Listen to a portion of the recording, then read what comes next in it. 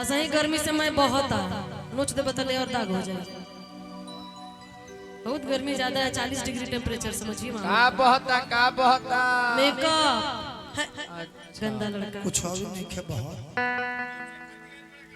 हाँ उहे नु समझाई तनी रावरे नु भाई बड़े गर्मी बा तो ठीक न बा, गर्मी में ठीक रहेला। चैत के हार जाड़ में लागेला, जितने ठंडी लागेला उतने गर्मी होला, उतने मजा आवे। अरे जाई होने जाई अभी देह न सताई राजा, ऊना होई ऊना होई कि गर्मी से गीला भई चादर हटाई सैया।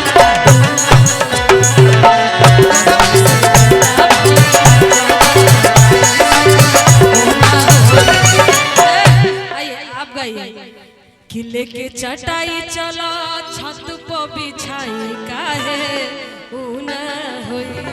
हने हने पैंट शर्ट का तो ऊपर करी तनी से जिल ढीला करी, बाकी ओकरा बाद रसलीला करी। हां बोला। अरे लेके चटाई चला। ये कौन चटाई है? पतला वाला है सब तो भेज हाँ। किले के चटाई चला, अरे छत पर बिछाई खड़ा हो गई कमन ची रोवा। देखिए पगला गिर मत जाओ, टप टप पसीना। तो का दिक्कत बा, घरे में न बन जा, गलत हम थोड़ी बोल रहे हैं। कि लेके चटाई चलो, अरे छत पर बिछाई काहे ऊना होई। ये आपका लाइन है कि काहे ऊना होई। हमरा के लागी ना यो भाई डबल ऊना होई।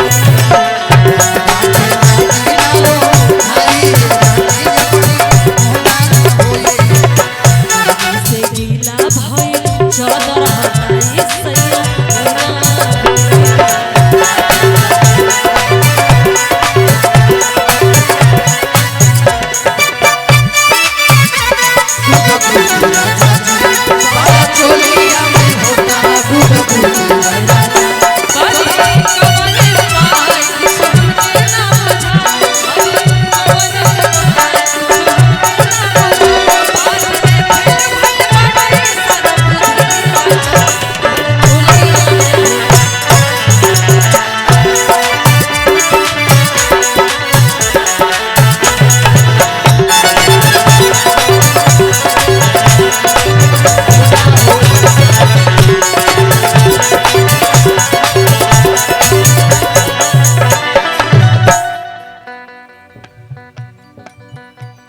और हमारे सभी बड़े भाइयों की तरफ से जितने लोगों की तरफ से पुरस्कार आया है सबको बार बार प्रणाम। रुक जाइएगा, ढेर सारा आशीर्वाद प्यार दुलार की कामना बा।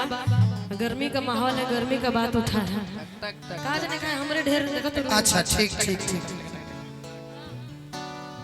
कि लूह लग जाई मैडम। स्टेज